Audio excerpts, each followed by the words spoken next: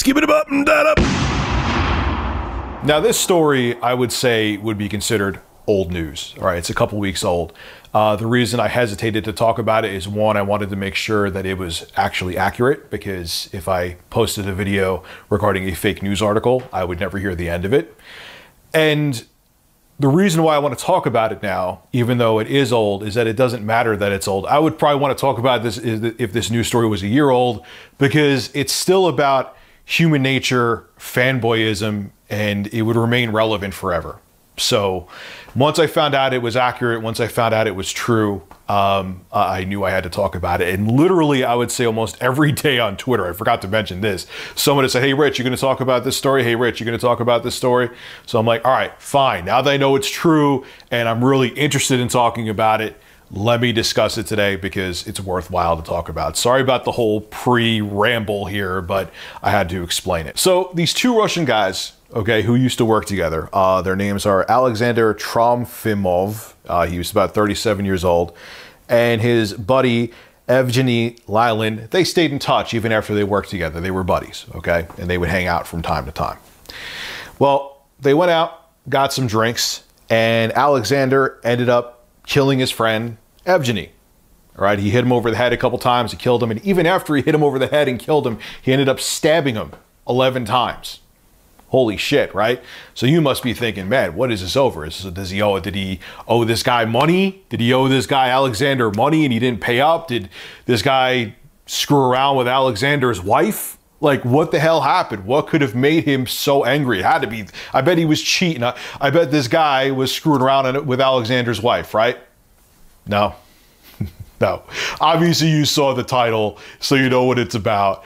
But they literally had drinks and they got into an argument over which graphics card company was better, AMD or Nvidia. I couldn't make this up if I tried, people. I'm not kidding. Now, of course, it was just a lighthearted discussion, which, you know, graphics card companies better, Nvidia or AMD, and it heated up from there. Alcohol got involved, and then the next thing you know, Alexander killed his friend. He killed his friend and he claimed that AMD was better. Because, you know, if you love a company so much that you have no financial investment in, murdering your friend because you think the company you're a fan of is better is the best course of action. Said not a fucking soul ever, or at least a sane soul. Now, the interesting thing is that this whole thing took place about a year ago, but Alexander only just recently got convicted, and shockingly, he only got a 9.5-year sentence, which amazes me because obviously this guy is psychotic and he murdered his friend over an argument over which graphics card company is better. This guy should never be on the street ever again. Like, he should be in jail for life, but he's not even going to jail for a decade. Whatever. Now, if you're new to this channel, you don't know that I have an obsession with despising fanboyism. I have no problem if you're a fan. If you're a fan of PC gaming, I'm a fan of PC gaming. That's my preferred platform. If you're a fan of Sony, if you're a fan of Microsoft, if you're a fan of Nintendo, that's fine. You can be a fan. There's nothing wrong with being a fan. I'm a fan of things too. But when you're a fanboy, and this is a human instinctual tribalism ape thing that we have going on, to the point where logic just goes out the window in your brain and you need to defend a company that you have no financial investment in, you don't have family members that work for. It just blows me away. I can't understand how you could develop an emotional attachment to a company, to a brand. This guy, Alexander, I'm not even going to try to spell his last name, was so pro AMD. Now, granted, he obviously has other psychological issues, even with the alcohol involved. There's something else deeply wrong with this guy for him to end his friend's life over a graphics card company. But this guy was into so deep with AMD. He was such an AMD fanboy that it made him angry when his friend said, no, I think Nvidia is better. Maybe they have better, whoever knows what the fuck they were talking about, better drivers, better, you know, the graphics cards have better performance, blah, blah, blah, blah, blah, blah, blah. That when he called out AMD and said, I think Nvidia is better, it made him so angry that he's like, you know what? I need to fucking kill this motherfucker. I don't understand it. Like, how do people take a brand? And they actually did study too, like with how religion is almost like a drug and I guess you could say fanboyism, because people consider their said companies, when they're fanboys, like a religion, that like dopamine gets released in your brain and it becomes like you become physically and emotionally attached to a company or religion. It's crazy, and people lose their shit. I just don't understand how you can't just sit back like, look, you know, I'm pro more so Nvidia when it comes to graphics cards, but if Vega comes out, man, and wipes the floor with Nvidia, I'll try an AMD graphics card again.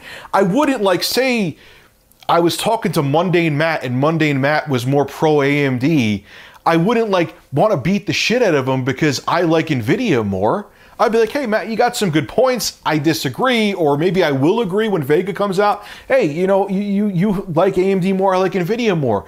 But there's just so, and the same happens with sports too. How many times you hear, like during the playoffs or the World Series or whatever, or Super Bowl, that outside of after the game is done, oh, this person got beaten up, this person got killed, this person, and it's like preschool fucking teachers that are doing it because they're talking shit about another person's team that won or lost, and the people lose their minds. Why are we so animalistic? We're supposed to be this advanced species, but here we are killing people over graphics cards, which one's better, or we're getting ready to go out and meet other people we see on YouTube and get into fist fights with them, or we're going to the playoffs or the Super Bowl and afterwards we're stabbing a preschool teacher, or the preschool teacher stabbing somebody because they think that their team is better, whether it doesn't matter if they won or lost, and they feel they have to defend that team.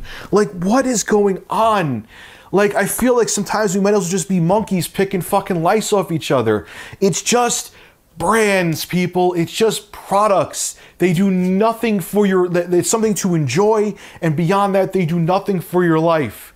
Now, again, obviously this guy Alexander is not well up here, and that's an understatement because most people don't do what he did. Virtually all people don't do what he did when it comes to, you know, fighting over fanboy shit.